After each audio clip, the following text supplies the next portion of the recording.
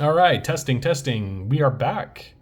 Happy Sunday, everybody. We're going to be doing something a little bit different here, and possibly for the next month or so, we'll see how we do on this video. I don't expect, obviously, millions of views at this point. My channel's pretty small, and shameless plug, we're on the way to 500 subs.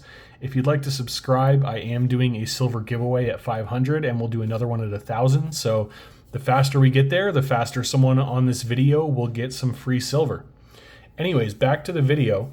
This is an 1882 Carson City Morgan dollar that I picked up last week in a trade. If you want to learn more about that trade and how I pulled it off, you are more than welcome to look through and find that video in my channel. This coin has a great cartwheel. If you've heard people refer to cartwheel and you have no idea what they're talking about, it's that beam of light that rolls around the coin when you tilt it in a specific way.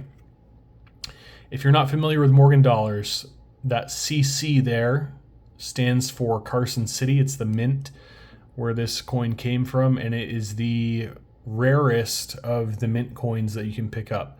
So if you ever come across one, first, obviously make sure it's legitimate, but second, pick it up if you can get a good price on it. What I wanted to do today was go over some key events in 1882. Obviously, with it being 150 years ago, a lot's happened in that time span that actually directly correlated with things that happened in 1882. So, for instance, in January of that year, the Standard Oil Trust Company was created by John D. Rockefeller and his business associates. That family went on to become one of the most influential, if not the most influential family in the United States at the time. They went on to also remain one of the most powerful families in this country for the next 100 years or so. And they still are very, very powerful and very wealthy. In March of that year, Wyatt Earp's brother, Morgan Earp, was assassinated. Well, I say assassinated. He was murdered by some outlaws while he was playing pool in Tombstone, Arizona. If you have not seen the movie Tombstone, great movie. Kurt Russell. You had Sam Elliott, I believe, is in that. Bill Paxton. I already said Kurt Russell. Val Kilmer is in it. Amazing movie from the early 90s. If you like cowboy movies, for sure, check that one out if you have not already. Later in March of that year, polygamy was actually outlawed. It was made a felony.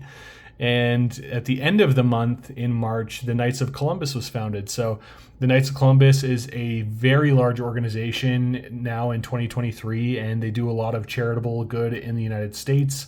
So pretty cool to think, just in those few months, the large events that took place that are still affecting this country to the year 2023. In the summer of that year, or spring still rather, in April, Jesse James was actually shot in the back of the head and killed by Robert Ford. There's a movie about that as well called The Assassination of Jesse James by I think it's coward Robert Ford. He was murdered in Missouri for a reward.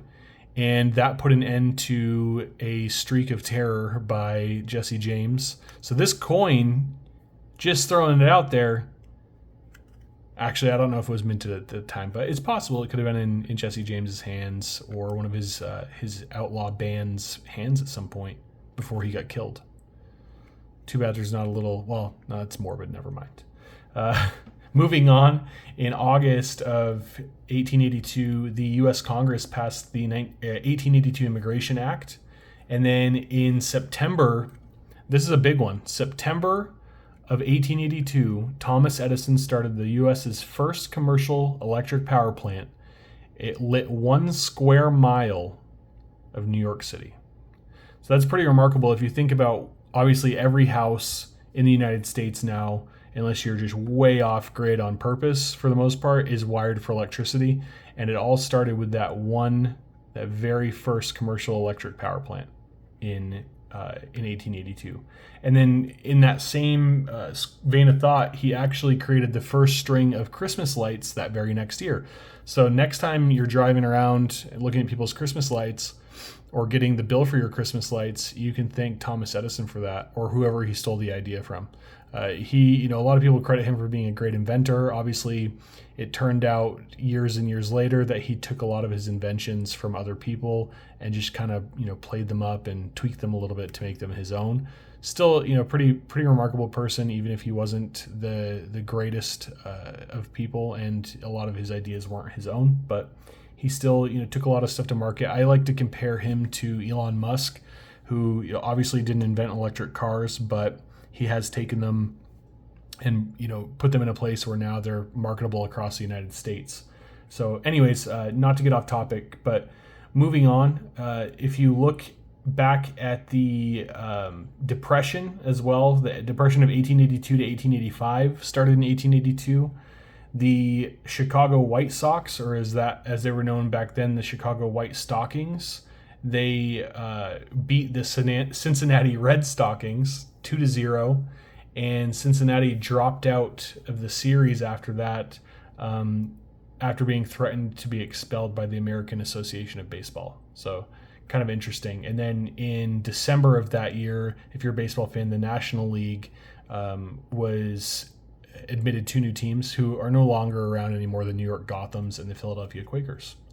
So those are just some of the quick facts about 1882. It's a year that I don't think enough people pay attention to, especially when you're looking at coins. It helps put things into perspective, what happened in that year and where the world has come in that amount of time, and then to think of how good a shape something like this can be after all that time. And it makes me wonder, this part of the reason I like coins is because it makes me wonder, what kind of stuff that this coin has seen, whose hands has it been in, where was it stored, was someone killed over it, was it used to pay somebody their wages for a week or two or a month.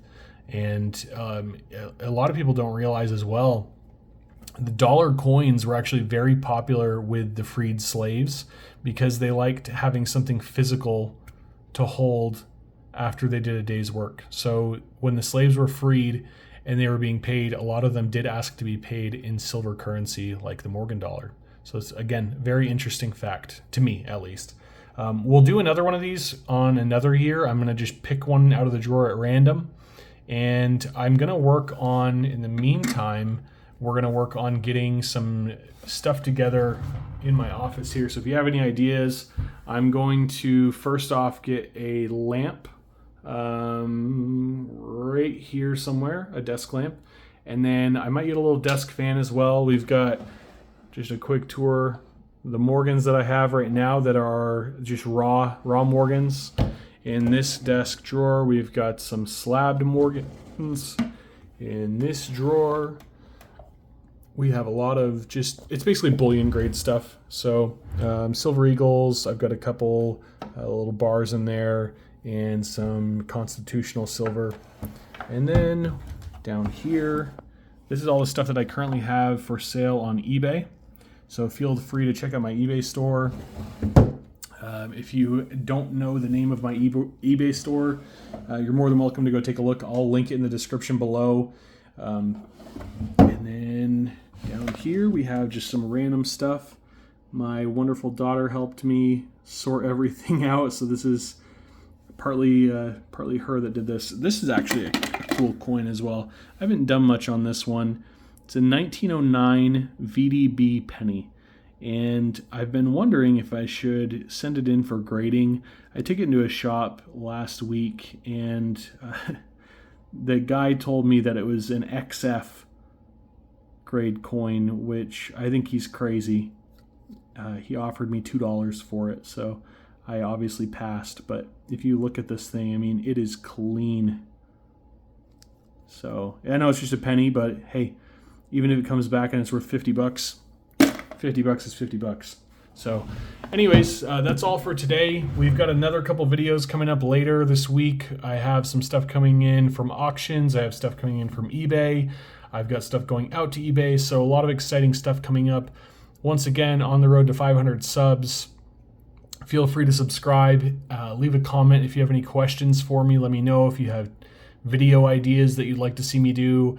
I might be able to figure out how to live stream when I'm in an auction so everyone can kind of see how I go about getting a lot of the stuff that I get and the prices that I'm paying. And then I can do another video after that following up on what I would like to get for those. And you can all make fun of me when I overpay for things like the mint sets that I bought, which I thought were 90% silver and turned out to be clad. So this one, I did an unboxing video. This is real leather, so I'll give it some credit.